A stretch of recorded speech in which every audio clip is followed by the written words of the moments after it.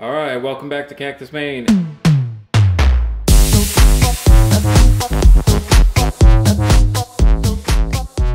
Today we're going to talk about something a little bit different, but it still pertains to cacti. You do need a pair of boots if you work. I like to wear a pair of boots when I'm out in the yard with the cacti. I obviously wear boots to work. And today I wanted to talk about how to take care of them, okay? And it's going to be a couple of part series.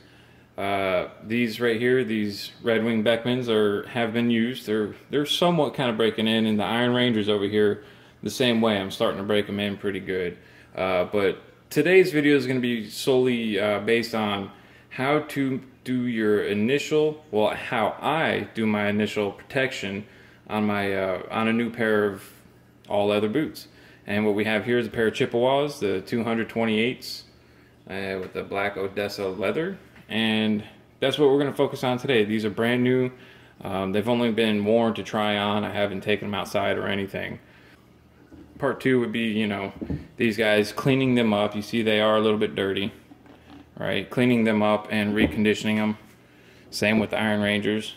They're a little bit dirty. So that would be part two. So let's go ahead and start with conditioning your first pair of leather boots.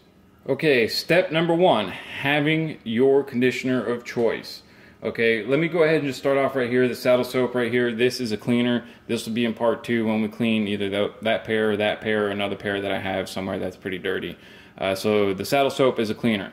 If you just bought the boots brand new in the factory box, you know, they were never worn or anything, you do not need to go ahead, you do not need to use the saddle soap. Okay, there are many conditioners out there, oils, greases, waxes, protectants. There's two that I use. Okay, the first one is the Hubbard's shoe grease, Hubbard's, however you want to say it. It works really well. I like it. It just kind of smells like a campfire, really bad. So I don't tend to use it too much, especially on boots that I wear a lot, because I don't want to walk around and smell like a campfire, unless of course I am out in the woods. Okay, but it does the job. It's really good. What I use most often is the Obenaufs heavy duty leather protector. Let me get that out of the glare. Okay, and Obenaufs leather oil. Now to start off, on a fresh pair of unoiled boots, I do not use leather oil. Okay, I get the first base down with the heavy duty LP, right? Sometimes if it's a very stiff leather, I don't want to keep talking, but my Danner Bull Runs was very stiff leather. I did have to go ahead and use the oil, because the oil does penetrate into the leather a whole lot better. So there are special instances where you would use the leather oil first, but then again, they're your boots. Do what you want. Either one of them is not going to ruin it. This is just what I do. I go ahead and throw the LP down first. So let me go ahead and step two, guys. All right, your brand new boots, brand new. Get those laces off of there. Delace them.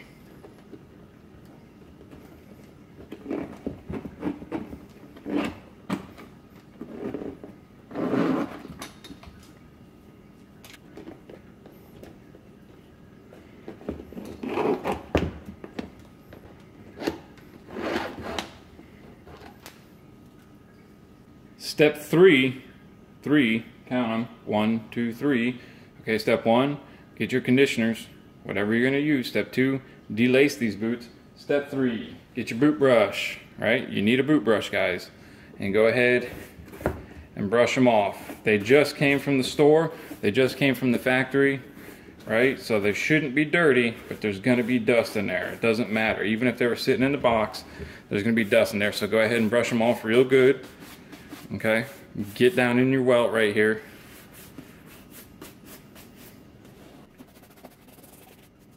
Get all that dust out of there. You do not want to seal that dust and dirt in the leather with the conditioner. You just don't want to do it.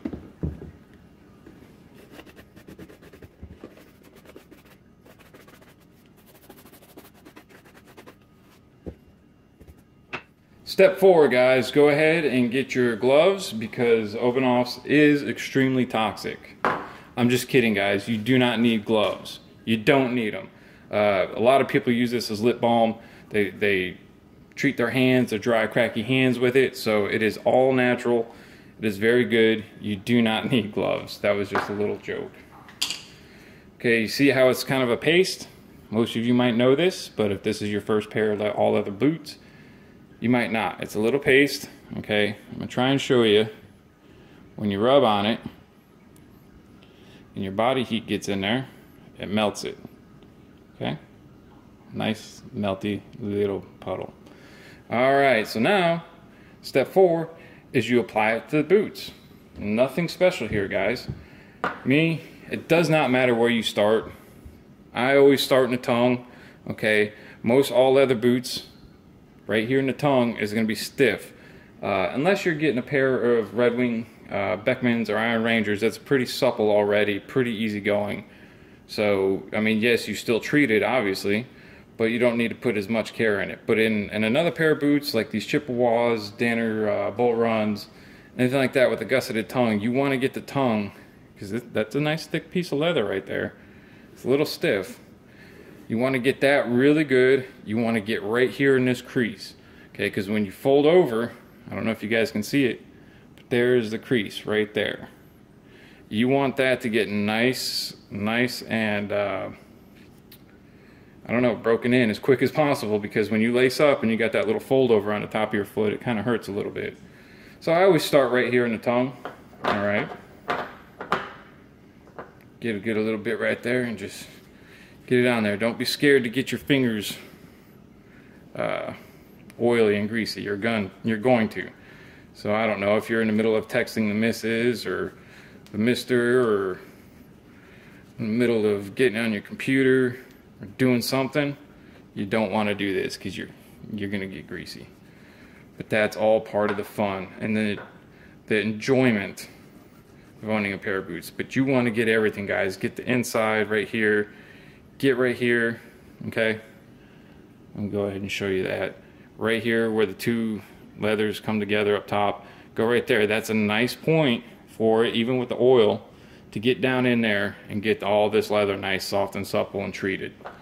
Okay, and as you can see, it's already soaking into these to the tongue, to the leather here. This is some good stuff, and the leather was definitely needing it. And I'm gonna try and get the best angles for you guys. All right, let me just put that chunk down there. Get in my fingers, get all in here, get it good. I don't know why that chunk's being that way. Let's go ahead and melt it up. Molten. All right. Get it everywhere. Now, some people say you need to use a hair dryer and get your boots warm first. You do not. You do not need to get your boots warm first. Your hands mix it in there really good. Your hands melt it. Look at that, guys. It's already soaking that. It's already soaking it up. I mean, it's still there. You can see it, but it's definitely soaking in. That's good. Let's come down here on this side and get that boot out the way. Okay, so I got that pretty good. Okay, it's pretty good. It feels a lot softer already. The leather already feels softer. Now I'm going to go ahead and go around the boot. And by the time I come back up here, I might go ahead and put another coat on here. All right. To me, this is the worst part of breaking in any boot. All right. If the width is a little tight, that's fine. For me, it don't take long for that to break in. To me, it's this part right here. So that's why I concentrate so much on that. And then on the front, you definitely want to do good here, because if you think about it, you're walking, you're kicking stuff. It's the front of your boot. You're going to get the most damage done up here, the most liquid spilt on it. For me at work, we deal with peracetic acid as a disinfection, and it has a pH of 4.5, so that it eats through your skin really quick. So I always keep the tops of my toes on any pair of leather boots heavily greased up, okay, with Obenaufs or Huberts. but I keep it greased up so it gives me that few seconds, you know, that 10, 20, maybe even 30 seconds before it starts to actually start eating the leather, okay? Gives me that little bit of time to go ahead and get to the water hose and wash it off there. And it's not an everyday occurrence. It really isn't. But I like it just in case. Otherwise, I'd have stains all over the tops of my boots. Burn marks. So we just keep going around. Just keep going around, guys. Everything. Everything. You want to pay good special attention to all the stitching. Obenaufs protects the stitching, unlike mink oil, where mink oil will actually deteriorate stitching over a while. Obenaufs will not, and it protects it really good. And let's just keep going. Yes, you do get it all over your hands, guys. Don't be afraid of it. Those of you out there that already use Obenaufs and know what it's all about, I know you're laughing right now, but you do have to explain that. I had to explain that to a coworker. I was like, dude, just do it. Just get it on there. And ever since, he's been a die-hard Obenaufs fan. Protects his boots. Take care of your boots, man. I mean, even if you got a pair of Walmart boots, don't use this stuff on rough out leathers, guys, or nubuck. Just don't do it. It's going to clog it up. It's not going to work well. Especially with rough out leathers, it's going to, make it look bad. But even if you get like a pair of, I don't know if they make full grain leather Walmart boots, but even if you got a pair of those, throw this stuff on there. Protect it. You will get more life out of your boots, all right? If you're heavy and hard on your boots, you know, if you're in concrete, yikes. You're going to want to do this a lot. Because concrete dries out that leather instantly. If you're in concrete, actually, I would probably recommend the oil. You know, I don't have experience in concrete and working in it, but I would personally think the oil would be better. Just because you can get it on there and it'll soak in and replenish the oils in the boot that the concrete has sucked out a whole lot faster than the heavy-duty LP would. Okay, guys, I've made it all the way around. If you can see, it's already soaked in up here. See, let me go ahead and rub some on there. See the difference? Just rub some on, it's already soaked in, even up here. So this pair of boots was thirsty. I'm going to go ahead and just go with the one coat right now for my break-in process. I'm not going to be breaking these guys in at work. All right, I'm going to be breaking them in at home. So what we learned here is not only does Obenaufs protect, treat, condition, and still let your feet breathe, but it helps break in. It helps soften the leather. All right, there you go. Still got this boot to do, but we're not done with this one. What do you mean you're not done? You got to get in here, guys. You got to get in your welt. Get the Obenaufs on the stitching to protect your stitching. And like with this boot, this is a leather welt, just like with Red Wing Beckmans or the Iron Rangers. You got to protect that welt. It's not that big of a deal, but I always prefer to use the heavy-duty LP on the welt just to protect the stitching. The oil, it'll treat the leather, and I guess it'll treat the stitching, but it doesn't really do as good as the heavy-duty LP. Me, my fingers are so fat, I can't get in there very good, so I always use a Q-tip, and I just go around and get it in there. Get that up here for you guys, so you can see. Get it in there. You can see that, hopefully. It's in there. Getting it on that stitching.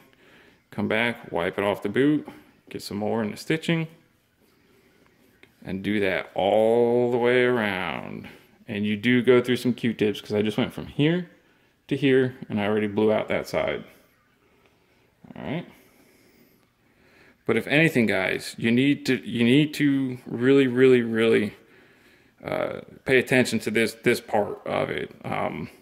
This leather is tough. It's gonna last. It'll last a while, especially if you don't treat it.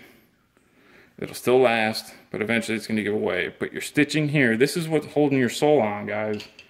You want to make sure you take care of this, and this is part of having a Goodyear welted or storm welt boot. You have to take care of it. You've spent the money investing in it. You need to take care of it. Just like you buy a nice brand new car, you're not going to just let it sit out there on the beach and rust and not wash it. You're going to go ahead and take care of it, right? A little bit of excess right there. I'll just put it right here on the heel. Now just come back, you get your excess around here. Go ahead and just wipe it up with your finger. Right? Wipe it up, rub it in. All the excess you have on your hand, just go ahead and wipe it back in the boot. The boot will take it in. It sure will. And just keep going around. All right, and that's not dirty, guys. That's the black leather dye. All right. And just rub it in the boot, man. Rub it in the boot. A little bit of excess here. Excess down in there is fine, because when you start wearing it with your body heat, you could take a hairdryer and melt that in, but with your body heat from wearing the boot, we'll go ahead and rub that in. Go ahead and, you know, take care of that. Go around your collar here. All right? Go around the collar. Okay? Where else do you need to treat? Where else is there leather? There's leather in here. Okay? This is your actual rough side of the leather. You can go ahead and put it on in here if you want to help treat the leather. So just rub some around in there, because you don't need to care what it looks like inside your boot, right? Just throw some in there. I don't know that you can see it, but it's going around in there. It's going around. I don't normally do it heavily in there unless it's an extremely stiff piece of leather. So there you go. There's a boot that's been treated. This boot is now protected. It is going to help break in now that I've got the Obenaufs on there.